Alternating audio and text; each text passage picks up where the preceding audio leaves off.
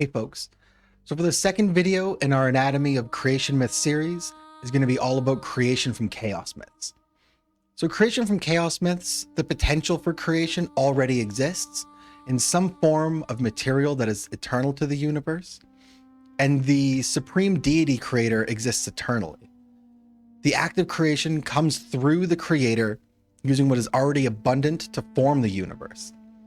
These materials are oftentimes darkness, water, bits of clay or other forms of earth, and most commonly the cosmic egg.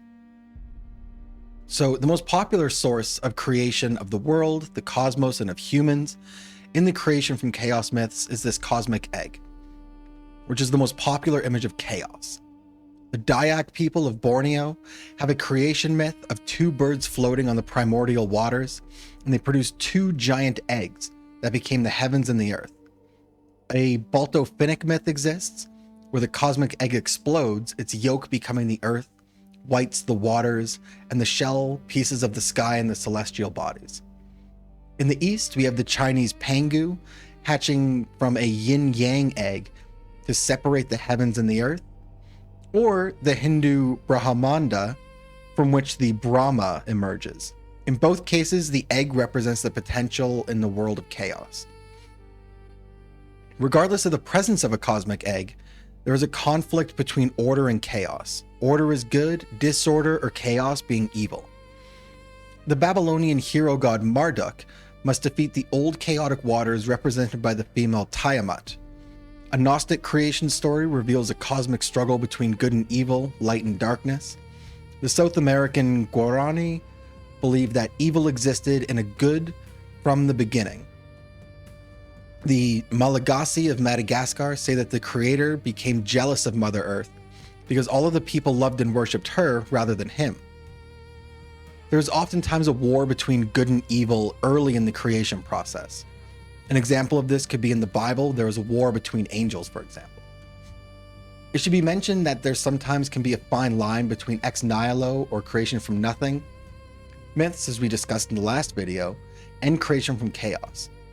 Sometimes it's a little bit more of like a semantic difference, or it's derived from like tone and inferences. But the major difference is that ex nihilo creators are not dependent on these base materials in order to create the universe, whereas creation from chaos deities are dependent upon these materials. Meaning, creation from chaos creators are less powerful than ex nihilo creators, and that there could have been something which created them, being that they are not necessarily the original source of all creation in the universe. For an example of this would be like if we take the Big Bang. A creator from chaos could have made the cosmos with the materials present inside of the singularity, whereas an ex nihilo creator would have made all of the materials inside of the singularity and then caused the Big Bang. So some examples of the material which already existed and how the creators used it would be things like the Egyptian Atum, who emerged from the primordial waters Nun to create the formation of the ordered universe. The formation of Shu, or air, and Tefnut, which is moisture. This act is often depicted as Atum masturbating to produce Shu and Tefnut. The Chinese myths start with the breath of the universe, a primeval vapor that contains both yin and yang principles, and a shapeless mass known as the Great Glory. The Japanese Ainu believe that before creation there was a mixture of mud and water. Yuki tribes of California believe that in the beginning there was a foam that wandered around the surface of the fog-covered waters. The California Kato say that Nagaicho worked with the thunder and stretched and propped up the aging sandstone sky as it was old and cracking, which is what produced the thunder in the first place. The Kojiki, a sacred Shinto Japanese text, states that there was a time when there was only chaos until the heaven and the earth were separated. Which is kind of interesting because the joining of these two states is often what is creating the chaos, and it is the separation of these multiple states which creates the universe. In many of these creation from chaos stories, there was a time when there were waters, earth, sky, and joined together before they got separated, which is what we remember as creation, which is essentially the Big Bang. The Greek myth Pelasgians say that in the beginning, the goddess Euronome, emerged from naked from the chaos. She then divided the waters from the sky so that she could dance lonely upon its waves. An ancient Zoroastrian myth describes Yima, the primal king, piercing the latent earth with the golden arrow, making it pregnant with all of creation. Soil of some kind is also a very common element or ingredient in creator myths. Most commonly in earth diver or primordial water myths, which we'll discuss in the next video. For example, the Guarani people of Bolivia believe that their creator Mabir, a worm, slithered around in the pre-existing waters and bulrushes and made all things. The Malagasy people of Madagascar say that Zanahari, the sky creator, discovered Ratovantani, the earth deity, or his self-created partner, which is sometimes retold as being his daughter. He noticed that she was making little bits of clay dolls. He liked her dolls so much that he blew life into them and they became the first humans. Other ways that humans are created in chaos myths are like the Melanesian Bank Islands god Quat, who carved little pieces of the first humans from trees, then put these trees together in puppet-like figures.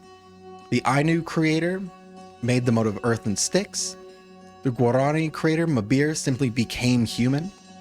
The Samoan creator Tagaloa made people from worms, found when he harvested fu, the people-making plant, which is a creeping vine native to the islands that symbolizes the interconnectedness of life with the natural environment. This humble origin from decaying vines and leaves transformed by the gods into humans with heads, limbs, and intelligence reflects the Samoan values of humility and respect for the cycles of growth and decay in nature, and the idea that humanity emerges from and remains tied to the land and sea, fostering a deep ecological harmony with their oral traditions. So there's really no one way. There's a lot of different methods that humans were created in all of these myths. The Yoruba people of West Africa say that in the beginning, there was only the sky above and the primordial waters with the marshland below, and an eternal chaotic expanse. The supreme deity, Olodumare, existing eternally, tasked his son Obatala with descending on a golden chain to create order. Obatala carried soil in a snail shell and poured it out onto the waters, and let a 5-toed hen scratch and spread it to form all of the solid earth. From this pre-existing clay, Obatala then molded the first humans, though in some versions he became intoxicated and created them in an imperfect form, leading him to breathe life back into them. This myth also highlights the transformation of a watery chaos into structured land and life, which kind of emphasizes some more themes of divine delegation and the balance between perfection and human flaws. In many ways, creation from chaos myths symbolize the creation of something new from what has already been there and evil and corrupted or dysfunctional. The cleansing of chaos to create order, we could think of like the Tower of Babel or the Noah's Flood myth, which is, I guess, sort of the same. Some believe these myths are a lot easier to digest as it aligns with our current view of the Big Bang. In the beginning, there was chaos, and over time, the creator gods take what is there and they make it into what we now know as the cosmos. These myths are somewhat analogous between the conflict of order and entropy, the balance between good and natural states and like evil and chaotic ones or noise. So, as we've gone through in this video, the creation from chaos myths, from a tomb rising from the primordial none to birth air and moisture through a solitary act, Euronome dancing the seas apart from the skies, the cosmic eggs like Pengu's hatching to forge the heaven and the earth. We can see a timeless quest that humanity has to make sense of its messy beginnings. It is really what this whole series is going to be about. And these tales draw from the Egyptian waters, Chinese vapors, Ainu mud, Yoruba soil spread by the hen scratching and beyond. They all show that these creators are shaping order from the eternal swirling materials like darkness, clay, or eggs.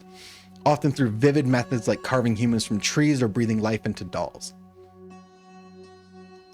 For me, what really resonates deeply is this recurring battle between, disorder, like Marduk slaying Tiamat's chaotic seas, or jealous deities clashing with the Earth Mothers, mirroring good triumphing over evil across cultures. These stories don't just seem like ancient echoes, they parallel a lot of our modern grasp with the Big Bang and the explosive order of a primordial soup, reminding us that creation thrives by transforming something that is flawed into that which is functional, balancing entropy and order, and harmony and chaos. So, if any of these chaos taming narratives were interesting to you, make sure to follow along, because next week we're going to go into Earth Diver and Primordial Chaos myths, and those ones are a lot of fun. So, I hope I'll see you next time.